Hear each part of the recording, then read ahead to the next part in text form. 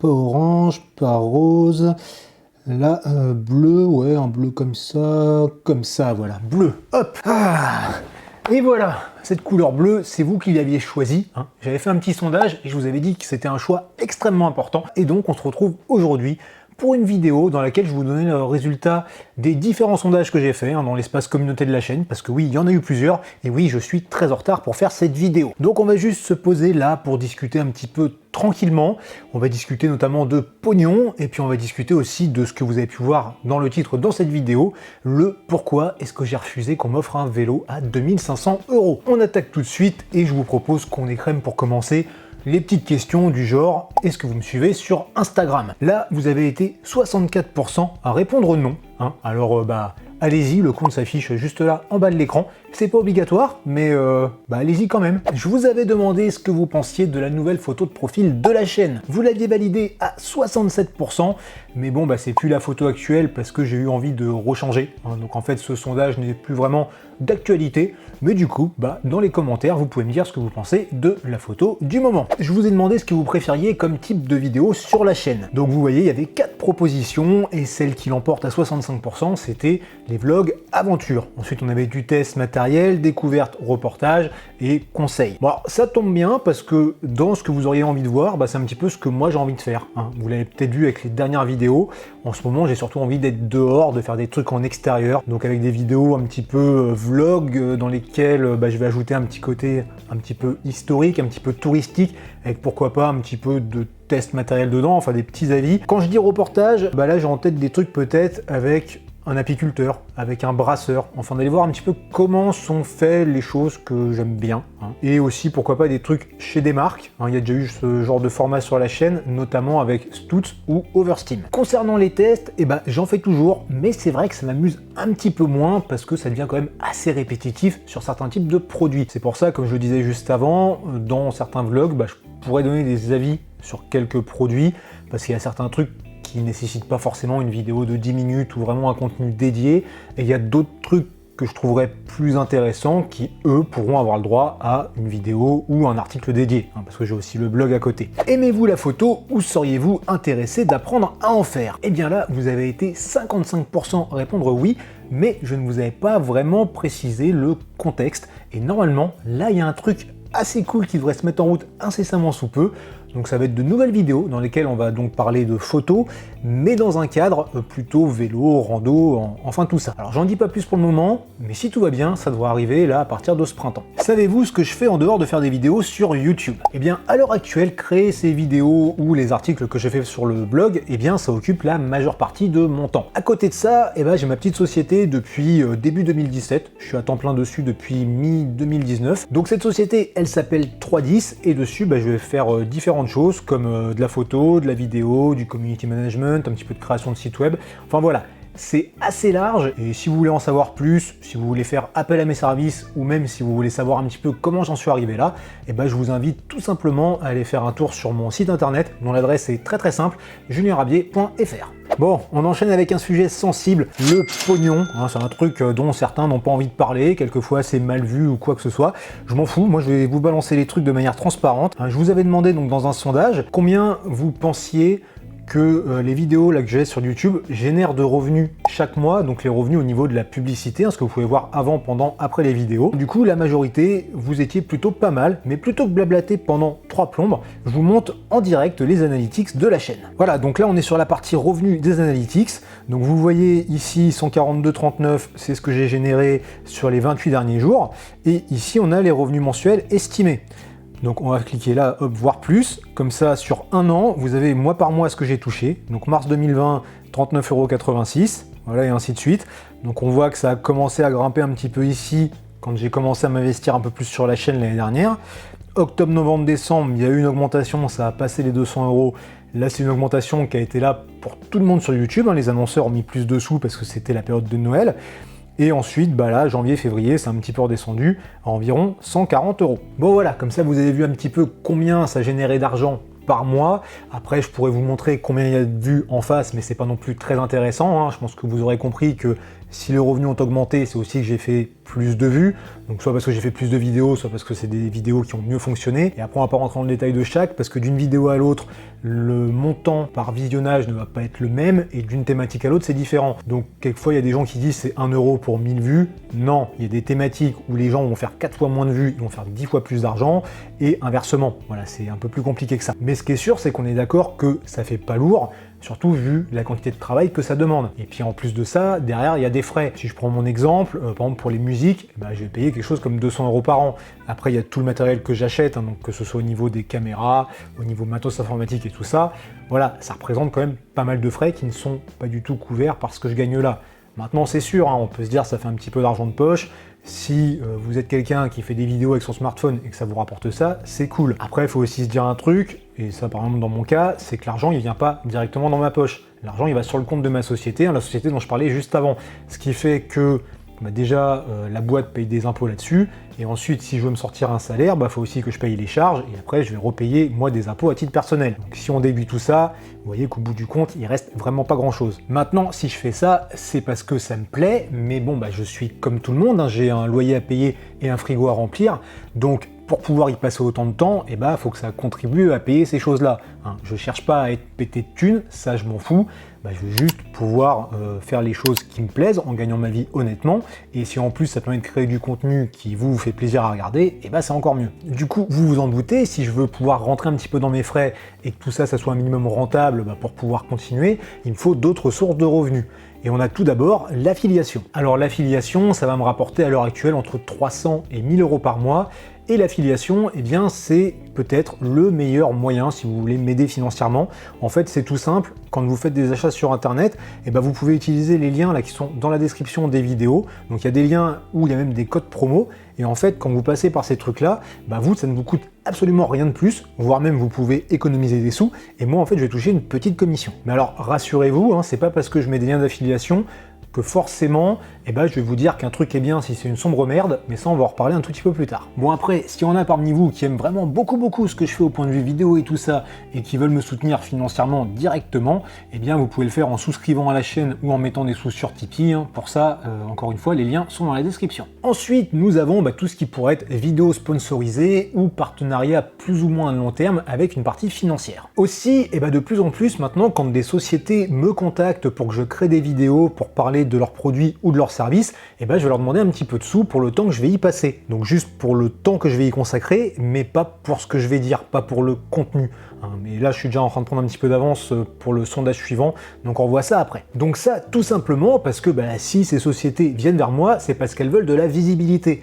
Donc le temps que je vais leur consacrer, c'est pas du temps que moi je vais passer pour quelque chose qui pourrait me faire bouffer, alors que eux, potentiellement, ça pourrait leur apporter de l'argent. Donc souvent, ça ne se fait pas, parce qu'il y en a beaucoup qui disent qu'ils n'ont pas de sous, alors qu'ils ont de quoi se payer des agences de com, des pages de pub dans des magazines, des vidéos promotionnelles, ou je ne sais quoi encore. Après, même sans pognon, il faut que ces relations, elles soient gagnant-gagnant, il faut que chacun y trouve son compte, et il faut que ça soit un échange équilibré. Faut pas oublier aussi que c'est pas parce qu'on fait un contenu avec plaisir, avec passion, et qu'on le met à disposition gratuitement, que ça prend pas du temps, voire même beaucoup de temps à créer, et que ça ne coûte rien à produire. Ça, on pourrait en parler pendant des heures, c'est vraiment un sujet qui est très vaste.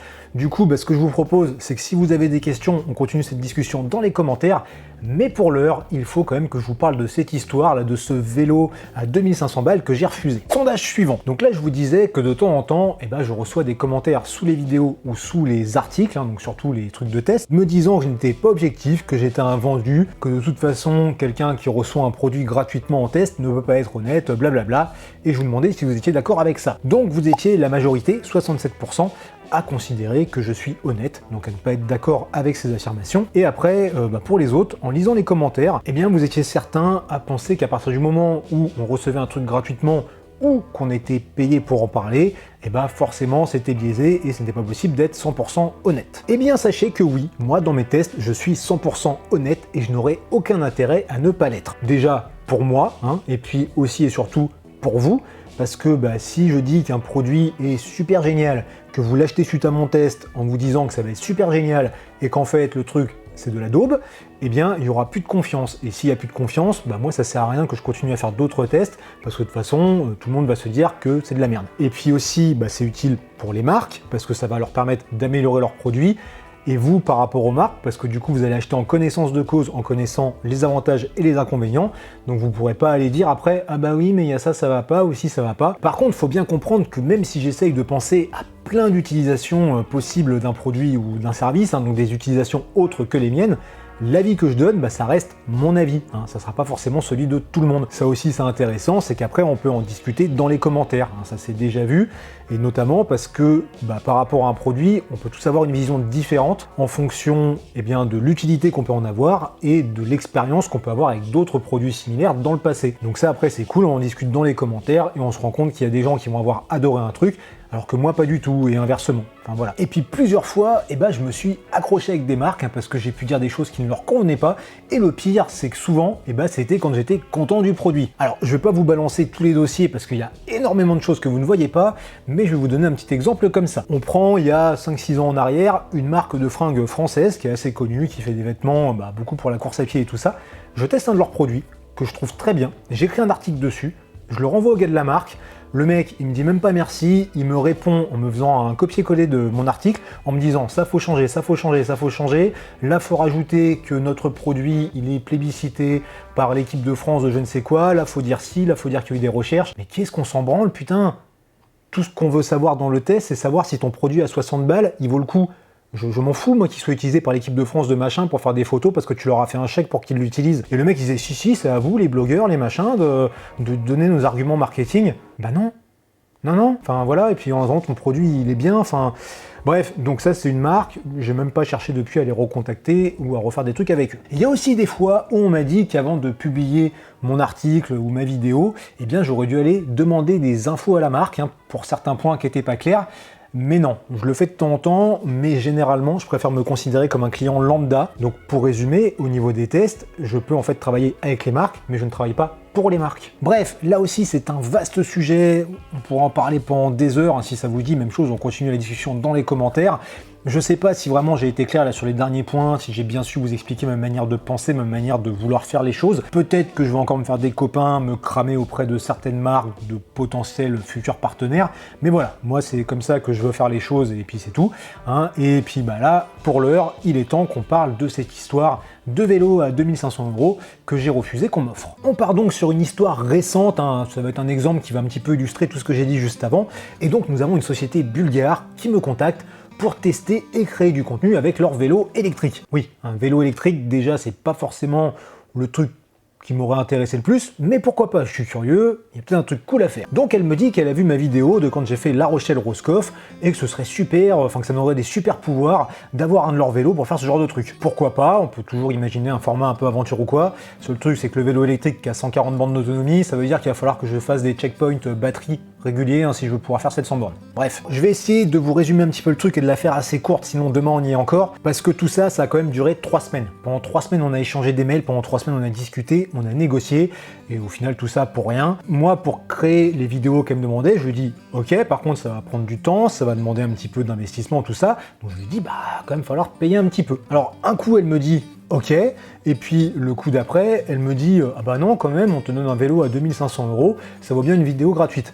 Bon, alors déjà, 2500 €, c'est le prix public. Un produit, vous pouvez vite retrancher 30 à 60% du prix pour avoir un peu plus le prix réel. Bon, bref, ça, on s'en fout. Au-delà du prix, le vélo, je vais pas le manger, et fondamentalement, j'en ai pas besoin. Donc certes, après le vélo, je pourrais le revendre, mais voilà, je suis une entreprise, donc il faut quand même que je pense à faire un petit peu de chiffre d'affaires, et dans l'absolu, je préfère qu'elle garde son vélo, et moi je lui facture juste la création de contenu. En plus de ça, elle arrête pas de me dire qu'elle voudrait que je leur fasse des photos pour leur compte Instagram, voire leur com en général.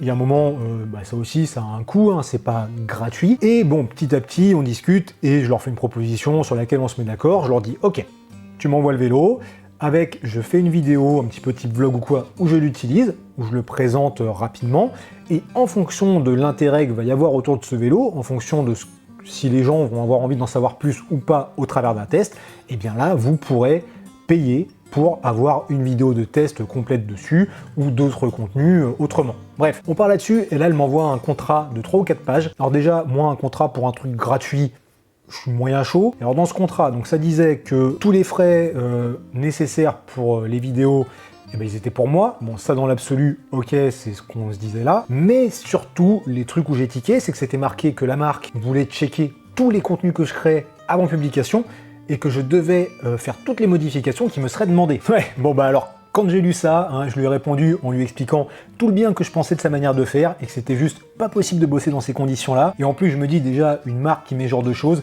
ils sont peut-être pas hyper confiants sur la fiabilité de leurs produits. Bref, sans doute que je ferai jamais rien avec eux. Maintenant, si à un moment, ils ont envie de bosser d'une manière correcte, eh bah, peut-être qu'on fera quelque chose. Mais là, c'est mort. Maintenant, un truc qui pourrait arriver pour des OP avec contrat, hein, donc des trucs payés, et là, ça serait plus dans le cadre de vidéos sponsorisées, bah, c'est juste que je vous présente un produit ou un service au cours d'une vidéo sans forcément vous donner mon avis, hein, ça peut être juste une lecture de fiche technique ou un truc comme ça.